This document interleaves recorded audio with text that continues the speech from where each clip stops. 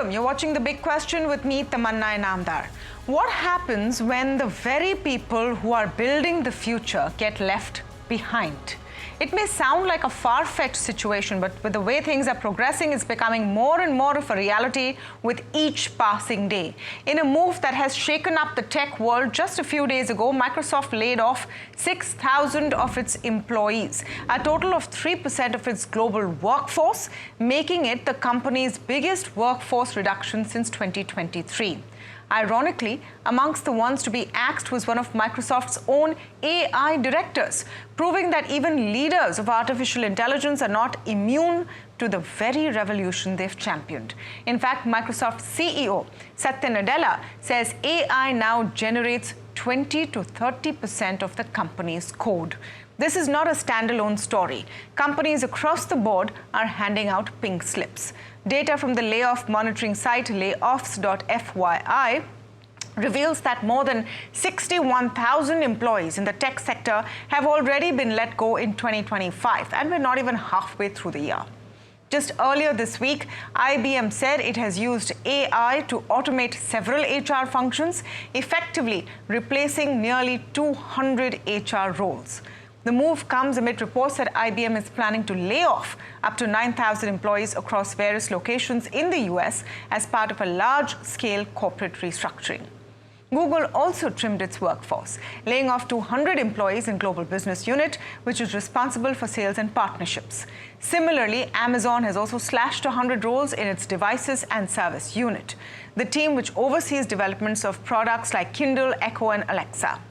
Chegg, a US ed-tech platform, too said it would lay off about 22% of its workforce, or about 248 employees, to cut costs and streamline operations as students increasingly turn to AI-powered tools like ChatGPT over traditional ed-tech platforms.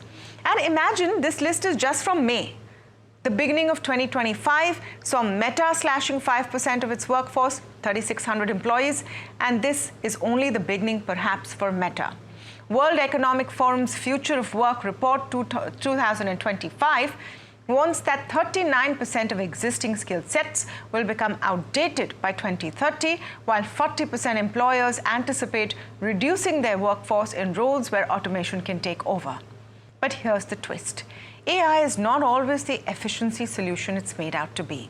Take Swedish fintech company Klarna, for example. After replacing nearly 700 human workers with AI systems starting in 2022, the company has gone on a course reversal, admitting the results fell short. The tech didn't deliver what was promised, and now Klarna is rehiring humans to do the jobs machines couldn't. So it's a slippery slope in that sense, and hence we ask the big question today: is the AI threat to your job already here? Now, to speak more on this, I'm joined today by Dr. Ramanand, Director, Center of Policy Research and Governance, Ananay Batra, founder and CEO of Listener AI, joining us on the show. I'm also speaking with Arsh Goyal. He's a software engineer and tech content creator. Shruti Swaroop joining us. She's founder of Embrace Consulting. Welcome to all of you, and thank you so much for your time with us here on the show today. We're trying to understand what this AI future looks like. We're not coming to the conclusion that it's a threat or it's not a threat, but we need to definitely understand what's happening. So Arsh, I'm going to start with you and ask you that simple question. We've been talking about this for a while, that AI is going to replace some very core jobs. Have we seen the first real signs of it this month alone? So yeah, it's again a very debatable question. We have seen big tech companies, be it NVIDIA CEO Jensen saying that we don't need to learn programming. We have seen Meta's CEO telling about that they will be removing all the mid-size engineers, and a statement coming from Salesforce saying that they won't be hiring any software engineers this year. So it is a matter of threat to software engineers, as in their thought processes changed a lot. When it comes to the situation this month, yes, companies have been doing restructuring as a part of cost cutting. Some part of this restructuring might be like rewarded to AI being in practice. Plus, there are multiple other factors that companies are thinking of, and there are many new roles that are coming in when it comes to AI, so that people can build along those lines. People can make their workflows efficient using AI. And yeah, the scenario has been in this state from past 2 to 3 years. And specifically, if I'll tell you, the market of freshers is something that's the most hampered, or there's a lot of turmoil with a lot of engineering graduates passing out each year with low skill sets, and companies are not willing to hire those. So that's the situation right now. There's a NASSCOM estimate that you could see over 20%, 20 to 30% of jobs in India being replaced by artificial intelligence. I mean, this is already here. Ananya Batra, give us the real world view on how you are looking at hiring, how you are looking at the changes AI brings. And it seems like a no-brainer for any company, right? If you can get software or you can get AI to do the job instead of having to hire people, then it is more cost efficient. Right. So see, just like you said, right, it's a double-edged sword. So internally, we have been, actively pursuing using AI tools for our entire engineering team. So things that could be done in, say, a week are now being done in like a day or two, right? So there is definitely an increase in efficiency. But see, again, when it comes to this firing news, right, it's more about firing the B and C players rather than the A players. So the A players are still there. They actually have increased their efficiency quite a lot, more, some even by 10x, right? So just by using these AI tools like Cursor or Windsurf or anything that comes to mind, right? As far as that is concerned, I think the B and C players will always be churned out. I think that's the case in any organization in any field, right?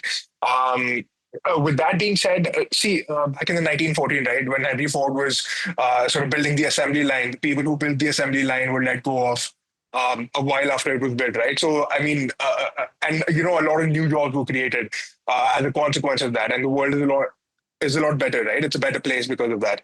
So we can't argue that he shouldn't have built the assembly line and he shouldn't have fired those people, right? Because it did lead to one minute. We've gone through a lot of thoughts together. Let's just break them down one by one, Ananya. You said that this will impact the B and C employees, not the A employees. Correct? Yeah. Now, who's determining who's A, B, and C? It's efficiency, right? And what is the chance that a B cannot transition to an A and an A can't transition to a B at some point? That definitely happens. So, B's become A's and A's become B's. In fact, there's a lesser chance of A's becoming B's than B's becoming A's, right? Right. But see, with that being said, a lot of the mediocre developers, even like say 6 to 7 or 10 developers, right, they've become really good because of these AI tools. They've actually learned quite a lot. Not by, just simply because Cursor and tools like Windsurf, right? They help you learn and also write a lot of the code, right? So that's not the case here. So I'd say it has a lot to do with agency itself. So if you're a developer who, wasn't that great in the pre-AI era and now is shipping code with 3 or 4x efficiency, right? You're still far ahead of a lot of the people, right? So yeah, I'd say it's a function of agency rather than anything else. Right? And as far as the A and B and C sort of distinction is concerned, it has everything to do with the output, right? So you can look at a person's output, and you can force. Sure. That's still you're in a position to do that. I mean, what really struck me with all of the developments in the last few days, and I'm going to come to you, Dr. Ramanand, was that the head of AI development has also lost his job to AI. I mean, by all stretch of the imagination, he would be in A category. Just going by the categories that have been listed out on this conversation right now. I don't know if you can win this fight by thinking, okay, I'll make sure I'm an A and not a B and C. Tamanna, I will say I'm not going to enter this debate whether A will replace B or B replace A. I'm concerned more about, how much prepared we are for this, this transition. If we are, understanding this AI transition, just like, we have seen the BIM movement of 1990, then we are totally misreading all the script. It's not like that. AI, I think I will say, is a huge moment for the human, history, and we need to understand that. And not only we need to understand, but we need to prepare for this thing. Today we are talking about how some software companies have replaced or kind of fired some of its employees.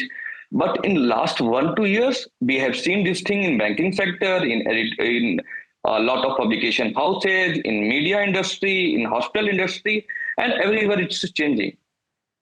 Whenever this happen, I usually, think about it, and I usually ask simple question: whether as a community, as a society, we are getting prepared for AI transition, or we are just, trying to kind of react on this issue. No. So one second. This is an important point you've raised, Dr. Ramanan. Prepare how? How do you prepare to do something? And I'm coming back to what Ananya said. How do you prepare to do something in 2 days, which otherwise as a human takes you 10 days? Why am I talking about this ABC business? Because is it about skill, ability, and will, or is it just about technology doing something better than you do? No, it's all about the idea. It's not only about the skills. I will say AI सिर्फ अभी 2 साल में नहीं आ गया. We are assuming it will come, from last 5 years. So Yeah. how our academic institution, how our industry has responded to them. If we are still teaching in our colleges the traditional method, if you will learn this thing, you will get a job. So this traditional approach is not going to help us. If you are understanding as an industry, we need this kind of a workforce for certain period. That certain industry is going to fail, or certain company is going to fail. We need Shruti Swaroop, your take on this.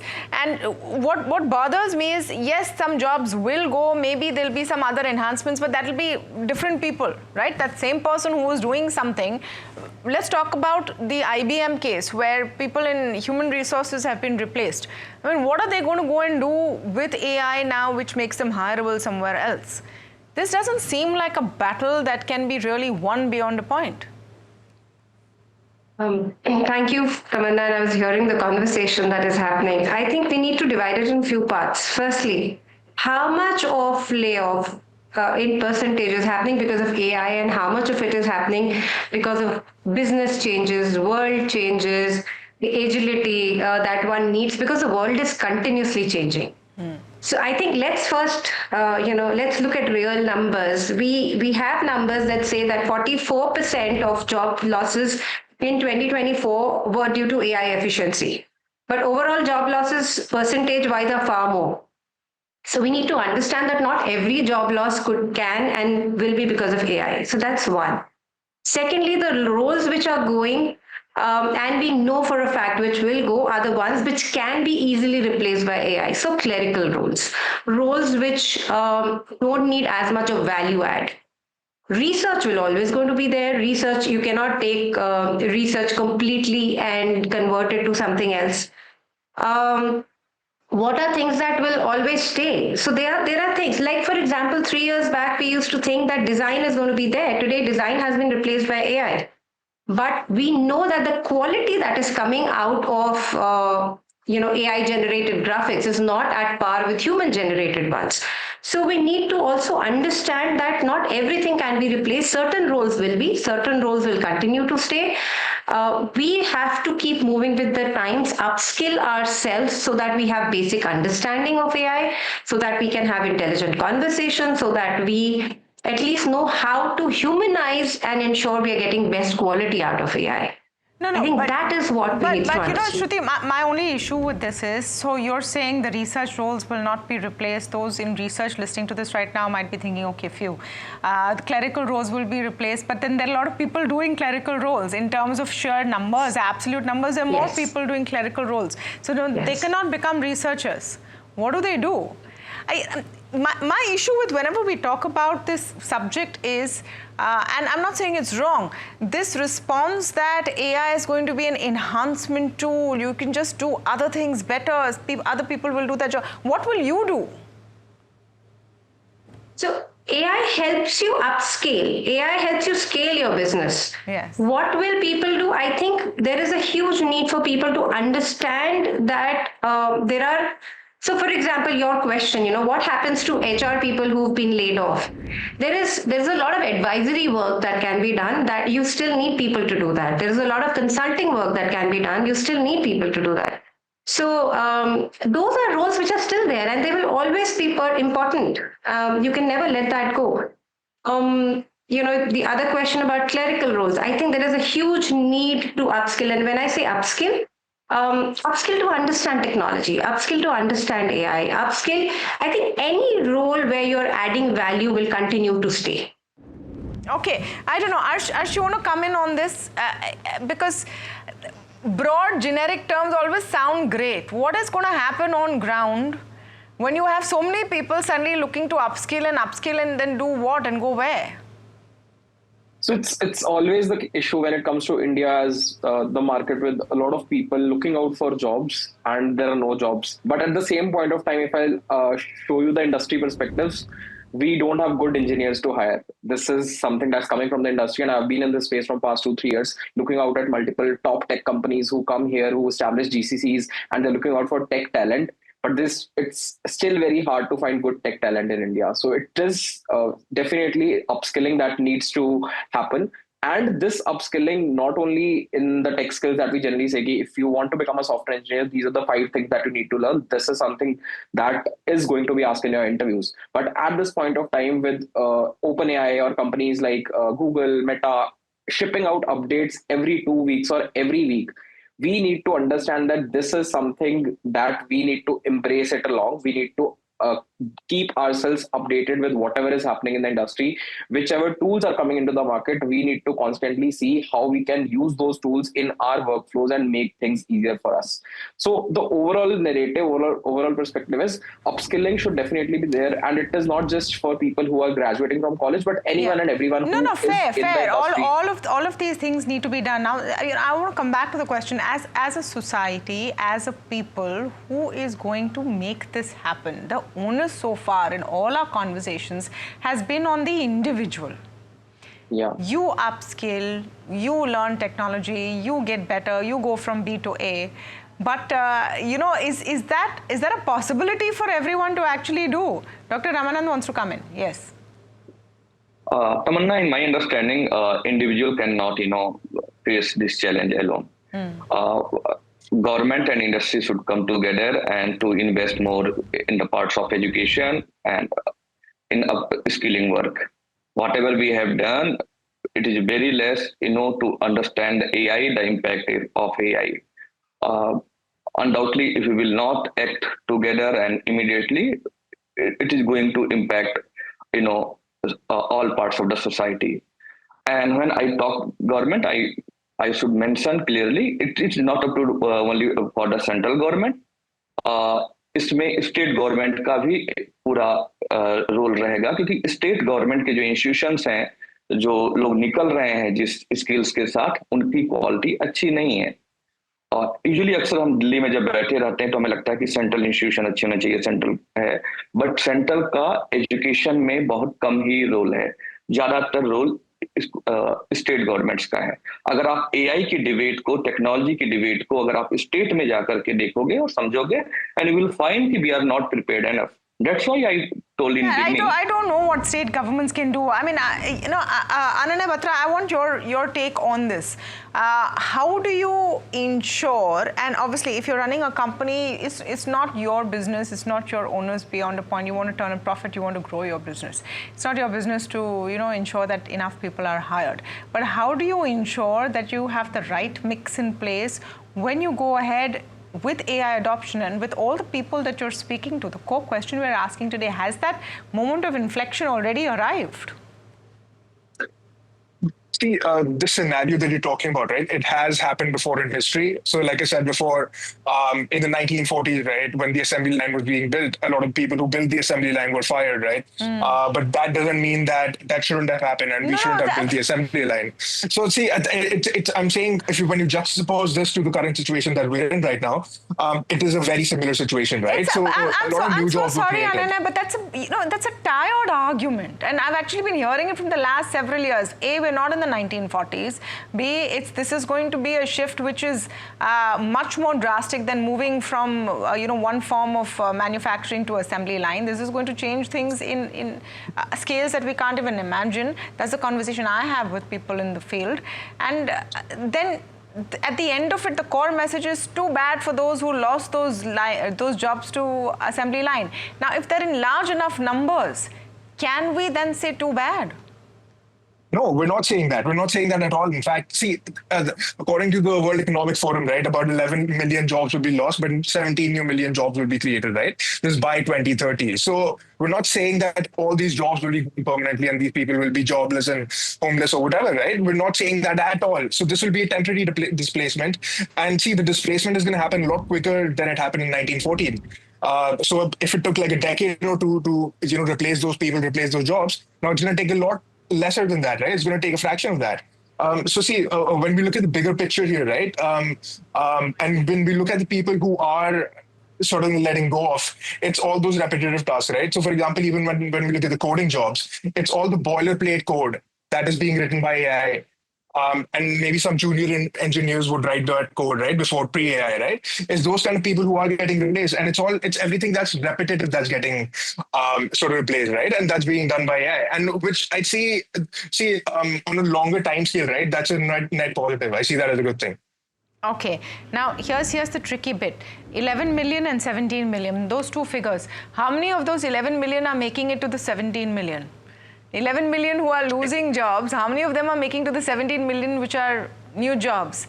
And if junior engineers are getting cut out right at the get-go, because it's starting with a lower rung, right? You don't have a chance to become mid-level or senior. Your career has effectively ended at junior. So that's the tricky bit, isn't it, Shruti? How do you go out and you skill yourself for a job? How do you prepare? I mean, the 20-year-olds or maybe the people in their late teens watching right now are going to wonder, so now how do I even prepare for this?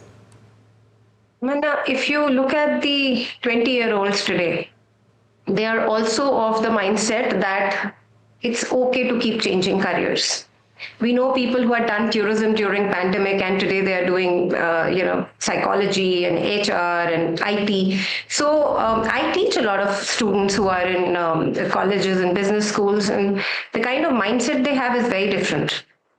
We know some roles are important, so we know renewable energy is important, we know research is important, we know electric vehicles are important. So I think that ability to move across jobs is there in the 20-somethings today, and we need to give them credit for it. They are not as hardwired to a particular career as we were when we were growing up. I think let's appreciate that one part of it. The other thing is, as far as upskilling is concerned, and I think Dr. Ramanand was talking about it a little while back, the government of India is doing a lot of work both at the center level and the state level to upskill. Telangana government is doing that. Maharashtra government is doing that. There are programs like Future Skills Prime, Yuva AI, India Mission. All of these programs are there to upskill people. And we are doing a lot of effort to ensure that there is opportunities for everybody. Now, as far as unemployment is concerned, it has been there year on year. If you look at April, the unemployment rate in that month of April in India was 5.1%.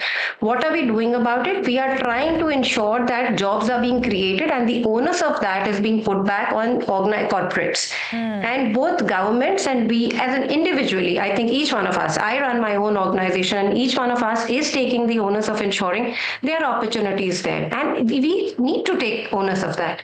We cannot give it all out to, as you were saying, it cannot be an individual's job to go and look for a job. We all need to create an ecosystem that supports everybody, whether it's in terms of upskilling, it's in terms of opportunities, it's in terms of the agility of saying that, okay, you were doing tourism yesterday, today you want to do renewable energy, fair enough, as long as you have the skill sets, you're giving quality. I am open to at least experiment.